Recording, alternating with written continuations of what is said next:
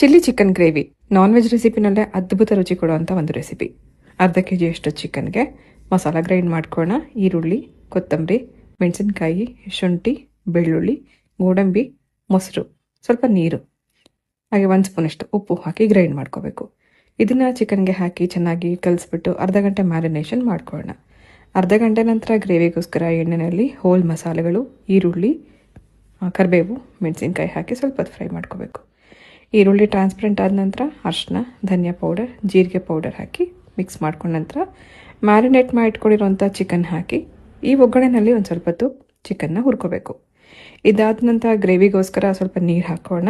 ಸುಮಾರು 1ರಿಂದ 1.5 ಕಪ್ಪಷ್ಟು ನೀರು ಹಾಕಿ ಚೆನ್ನಾಗಿ ಮಿಕ್ಸ್ ಮಾಡಿ ಸ್ವಲ್ಪ ಹೊತ್ತು ಇದನ್ನು ಮುಚ್ಚಿಟ್ಟು ಬೇಯಿಸ್ಕೋಬೇಕು.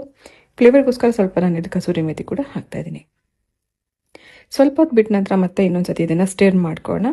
ನಂತರ ಫುಲ್ ಸಿಮ್ಮಲ್ಲಿಟ್ಟು ಚೆನ್ನಾಗಿ ಇದು ಕುಕ್ ಆಗೋವರೆಗೂ, ಸ್ವಲ್ಪ ಗಟ್ಟಿಯಾಗೋವರೆಗೂ ಸುಮಾರು 20 ನಿಮಿಷ ಇದನ್ನು ಮುಚ್ಚಿಟ್ಟು ಬೇಯಿಸ್ಕೋಬೇಕು. 20 ನಿಮಿಷದ ನಂತರ ಗ್ರೇವಿನೂ ಗಟ್ಟಿಯಾಗಿದೆ, ಚಿಕನ್ ಕೂಡ ಬೆಂದಿದೆ. 1 ಸ್ಪೂನಷ್ಟು ಎಣ್ಣೆಯಲ್ಲಿ ಕ್ಯಾಪ್ಸಿಕಮ್ ಕಟ್ ಮಾಡಿ ಫ್ರೈ ಮಾಡ್ಕೊಳ್ಳೋಣ, ಸ್ವಲ್ಪ ಇದು ಕ್ರಂಚಿ ಆಗೋವರೆಗೂ. ಚಿಲ್ಲಿ ಚಿಕನ್ ಜೊತೆಗೆ ಈ ಕ್ಯಾಪ್ಸಿಕಮ್ನ ಘಮ ಮತ್ತು ಆ ಕ್ರಂಚಿನೆಸ್ ತುಂಬ ಚೆನ್ನಾಗಿರುತ್ತೆ. ಗ್ರೇವಿಗೆ ಮೇಲಿಂದ ಇದನ್ನು ಹಾಕೋತಾ ಇದ್ರ ಜೊತೆಗೆ ಸ್ವಲ್ಪ ಗರಂ ಮಸಾಲ, ಕಟ್ ಮಾಡಿರೋಂಥ ಕೊತ್ತಂಬರಿ ಸೊಪ್ಪು ಹಾಕಿ ಮಿಕ್ಸ್ ಮಾಡಿಕೊಂಡು ಬಿಸಿ ಬಿಸಿಯಾಗಿರುವಾಗಲೇ ಇದನ್ನು ಚಪಾತಿ, ಮುದ್ದೆ, ಅನ್ನ, ರೊಟ್ಟಿ ಇಂಥದಕ್ಕೆಲ್ಲ ಸೈಡ್ ಡಿಶಲ್ಲಿ ಸರ್ವ್ ಮಾಡಿ. ಸೊ ಚಿಲ್ಲಿ ಚಿಕನ್ ಗ್ರೇವಿ ಖಂಡಿತ ನೀವು ಒಮ್ಮೆ ಟ್ರೈ ಮಾಡಿ.